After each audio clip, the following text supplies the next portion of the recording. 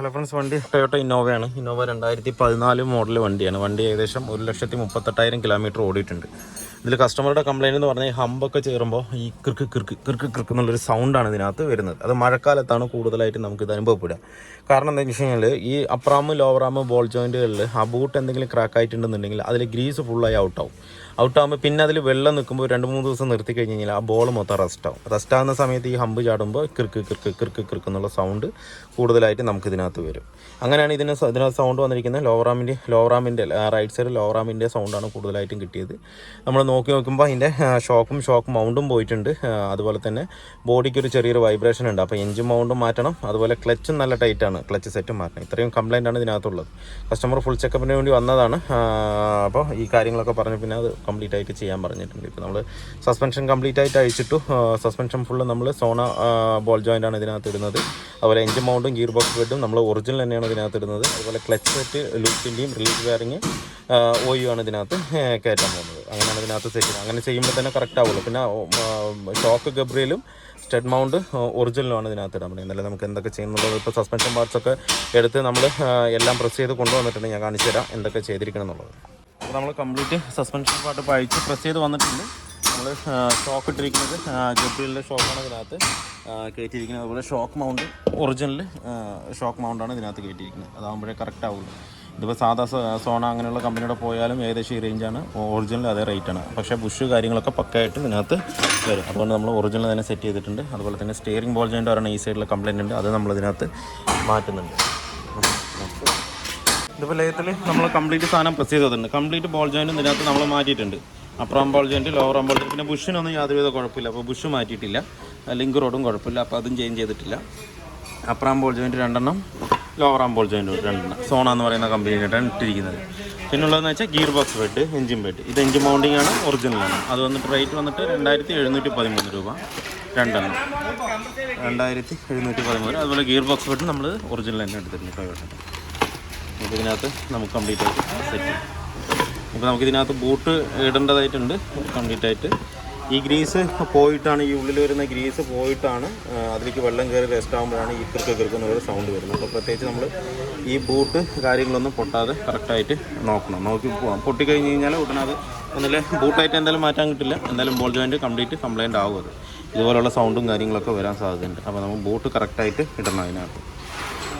നമ്മുടെ ഇന്നോവയുടെ ഏകദേശം work complete ആയിട്ടുണ്ട്. ഫ്രണ്ട് സസ്പെൻഷൻ എല്ലാം കംപ്ലീറ്റ് ചെയ്ത് വണ്ടി ഇറക്കിയിട്ടുണ്ട്. ഇനിയിപ്പോൾ നമുക്കുള്ളത് ഇതിൻ്റെ എഞ്ചിൻ ബെഡും ഗിയർ ബോക്സ് ബെഡാണ് ഇതിനകത്ത് മാറ്റാനുള്ളത്. രണ്ടും എല്ലാ പാർട്സും ഓയിൽ തന്നെയാണ്. അത് മാത്രം ഇപ്പോൾ പെൻഡിങ്. പിന്നെ അതുപോലെ ക്ലച്ച് സെറ്റും മാറാനുണ്ട്. ഇത്രയും കാര്യമാണ് ഇതിനകത്ത് ഇപ്പോൾ പെൻഡിങ് ആയിട്ട്. അപ്പോൾ നമ്മുടെ ഇന്നോവയുടെ വർക്ക് ഫുള്ളി കംപ്ലീറ്റ് ആയിട്ടുണ്ട്. അപ്പോൾ ഇതിൽ നമ്മൾ ചെയ്തതെന്ന് പറഞ്ഞു കഴിഞ്ഞാൽ ലോവറാമിൻ്റെയും അപ്പറാമിൻ്റെയും ബോൾ ജോയിൻറ്റുകൾ എല്ലാം മാറ്റി. അതുപോലെ തന്നെ ഫ്രണ്ടിലെ ഷോക്ക് മൗണ്ട് നമ്മൾ ലോവറാമും അപ്പറാമിൻ്റെ ബോൾ ജോയിൻറ്റ് സോണ എന്ന് പറയുന്ന കമ്പനിയാണ് ഇതിനകത്ത് കയറ്റിയിരിക്കുന്നത്. അതുപോലെ തന്നെ ഫ്രണ്ടിൽ ഷോക്ക് ഗബ്രിയലും ഷോക്ക് മൗണ്ട് ഓയിയാണ് ഇട്ടിരിക്കുന്നത്. പിന്നെ ഒരു സ്റ്റിയറിംഗ് ബോൾ ജോയിൻറ്റും മാറിയിട്ടുണ്ട് ഇതിനകത്ത്. ഇപ്പോൾ ഫ്രണ്ട് സസ്പെൻഷൻ വർക്ക് ഏകദേശം ഫിനിഷ് ചെയ്തിട്ടുണ്ട്. നമുക്ക് ബോൾ ജോയിൻറ്റിൻ്റെ ലോവറാമിൻ്റെ ബുഷോ കാര്യങ്ങളോ ഒന്നും കംപ്ലയിൻ്റ് ഇല്ല. അപ്പോൾ അതുകൊണ്ട് നമ്മൾ അതൊന്നും ചെയ്തിട്ടില്ല. ബാക്കി ഈ കാര്യങ്ങളാണ് ഇതിനകത്ത് നമ്മൾ ചെയ്തിരിക്കുന്നത്. പിന്നെ മാറ്റിയെന്ന് വെച്ച് കഴിഞ്ഞാൽ engine bed, gear box bed, clutch set എപ്പോഴും പറയുന്ന പോലെ പഴം പോലെ ആയിട്ടുണ്ട്. ഇപ്പം നമുക്ക് ക്ലച്ച് ചവിട്ടുമ്പോൾ ക്ലച്ച് ഉണ്ടോ എന്നുള്ള കാര്യം പോലും അറിയുന്നില്ല. അത്രയും ഫ്രീ ആയിട്ട് ഉണ്ട്. അതുപോലെ തന്നെ അത്യാവശ്യം നല്ലോണം പുള്ളിങ് ഉണ്ട്. സ്റ്റിയറിംഗ് ബോൾ ജോയിൻറ്റ് മാറ്റിയത് കൊണ്ട് അലൈൻമെൻറ്റ് ഫുള്ളായിട്ട് മാറിയിട്ടുണ്ട്. സ്റ്റിയറിംഗ് ബോൾ ജോയിൻറ്റ് മാത്രമല്ല നമ്മൾ ലോവറാമും എല്ലാം ചെയ്തതുകൊണ്ട് അലൈൻമെൻറ്റ് കംപ്ലീറ്റ് ആയിട്ട് മാറിയിട്ടുണ്ട്. അതിൻ്റെ ഒരു ബുദ്ധിമുട്ടുണ്ട് ഓടിക്കാനായിട്ട്. ഇങ്ങനെ ആഞ്ചി പോകും. പക്ഷേ നേരത്തേത്തുള്ള ഒരു പ്രശ്നം ഇപ്പോൾ ഇല്ല. നേരത്തെ എന്ന് പറഞ്ഞു കഴിഞ്ഞാൽ ബോഡി വൈബ്രേഷൻ ഉണ്ടായിരുന്നു. അതുപോലെ ക്ലച്ചിൻ്റെയും കംപ്ലയിൻ്റ് ഉണ്ടായിരുന്നു. ബോഡി വൈബ്രേഷൻ എന്ന് പറഞ്ഞു കഴിഞ്ഞാൽ നേരിയ തോതിലുള്ളതാണ്, തുടക്കമാണ്. അതുപോലെ തന്നെ ക്ലച്ച് റൈസ് ആകുന്നുണ്ട്, അതും തുടക്കം തന്നെയാണ്. പക്ഷെ പൂർണ്ണമായിട്ടും പോയിന്നില്ല. അപ്പോൾ തന്നെ കസ്റ്റമർ എല്ലാം കംപ്ലീറ്റ് എന്താ നോക്കിയിട്ട് ചെയ്യാൻ പറഞ്ഞു. അത് കംപ്ലീറ്റ് നമ്മൾ റിപ്പയർ ചെയ്ത് റെഡിയാക്കിയിട്ടുണ്ട്. നേരത്തെ എന്ന് പറഞ്ഞു കഴിഞ്ഞാൽ നമുക്കിങ്ങനെ ഒരു 1000 RPM പിടിക്കുമ്പോൾ ഉള്ളിലൊരു ഭയങ്കരമായിട്ടൊരു നോയ്സാണ്, ഒരു നോയ്സ്. ആ നോയ്സ് പൂർണ്ണമായിട്ട് പോയിട്ടുണ്ട്. ചെറിയ തോതിൽ വരും, അത് നോർമലാണ്. ചെറുതായിട്ട് അതിൻ്റെ കൂടുതലാകുമ്പോഴാണ് നമുക്ക് ഈ ബുദ്ധിമുട്ടും കാതിലേക്കുള്ള ഒരു ബുദ്ധിമുട്ടും അടപ്പും ഒക്കെ വരുന്നത്. അപ്പോൾ ആ പ്രശ്നം കംപ്ലീറ്റ് ആയിട്ട് സോൾവ് ആയിട്ടുണ്ട്. നമ്മൾ ഒറിജിനൽ മൗണ്ട് തന്നെയാണ് ഇതിനകത്ത് കയറ്റിയിരിക്കുന്നത്. എഞ്ചിൻ മൗണ്ട് ആണെങ്കിലും ശരി, ഗിയർ ബോക്സ് മൗണ്ട് ആണെങ്കിലും ശരി. പിന്നെ നമ്മൾ ക്ലച്ച് ലൂക്കിൻ്റെയും റിലീസ് ബെയറിങ് പോയി അങ്ങനെയാണ് കയറ്റിയിരിക്കുന്നത്. അപ്പോൾ വേണ്ട സാധനങ്ങൾ എന്തൊക്കെയാണോ നമുക്ക് അത്യാവശ്യം ഒറിജിനൽ വേണ്ടത് അത് മാത്രം ഒറിജിനൽ ഇടുക, ബാക്കിയുള്ളതൊക്കെ നമുക്ക് നോർമൽ ഇട്ടാലും കുഴപ്പമില്ല എന്നുള്ള തോന്നുന്നത് നോർമൽ ഇടാം. അപ്പോൾ ഒരു ബുദ്ധിമുട്ടും ഉണ്ടാവില്ല, വണ്ടിക്കും ലൈഫ് ഉണ്ടാവും, വണ്ടി ഓടിക്കാനും സുഖം ഉണ്ടാവും. അല്ലാതെ എല്ലാം നമ്മൾ പൈസ ലാഭിക്കാൻ വേണ്ടിയിട്ട് എല്ലാം നമ്മൾ ലോക്കൽ പാർട്സ് കയറ്റിയും അല്ലാന്നുണ്ടെങ്കിൽ ഒറിജിനൽ പാർട്സ് ഇട്ടാൽ അതിൻ്റെ പൈസ ഉള്ളവർക്ക് ഒറിജിനൽ പാർട്സ് ഇട്ടാൽ അതിൻ്റെതായ ഗുണം ഉണ്ടാവും വണ്ടിക്കകത്ത്. അതല്ലാതെ എല്ലാ ലോക്കൽ പാർട്സ് ഇടുകയാണെന്നുണ്ടെങ്കിൽ സാധാ നോർമൽ പാർട്സ് ഇടുകയാണെന്നുണ്ടെങ്കിൽ ആ ഒരു ഇന്നോവയുടെ ഒരു പെർഫെക്ഷൻ അല്ലെങ്കിൽ ഒരു പെർഫോമൻസ് നമുക്ക് കിട്ടിയെന്ന് വരില്ല. അപ്പോൾ അതുകൊണ്ടാണ് നമ്മൾ എടുത്തെടുത്ത് ചെയ്യുന്നത്.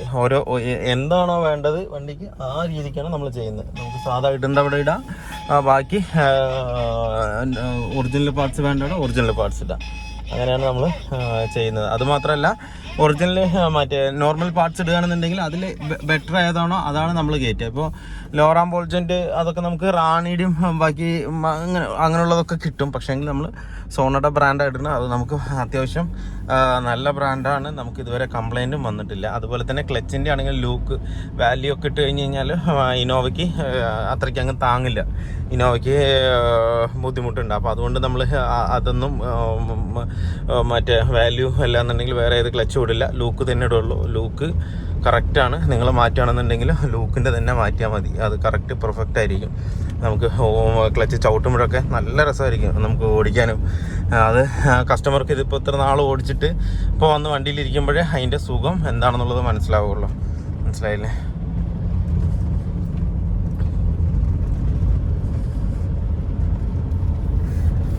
അപ്പോൾ വീഡിയോ എല്ലാവർക്കും ഇഷ്ടമായാലും ലൈക്ക് ചെയ്യുക, ഷെയർ ചെയ്യുക, അതുപോലെ തന്നെ സബ്സ്ക്രൈബ് ചെയ്യുക. സബ്സ്ക്രൈബ് ചെയ്യാതെയാണ് വീഡിയോ കാണുന്നതെങ്കിലും സബ്സ്ക്രൈബ് ചെയ്ത് സപ്പോർട്ട് ചെയ്യുക.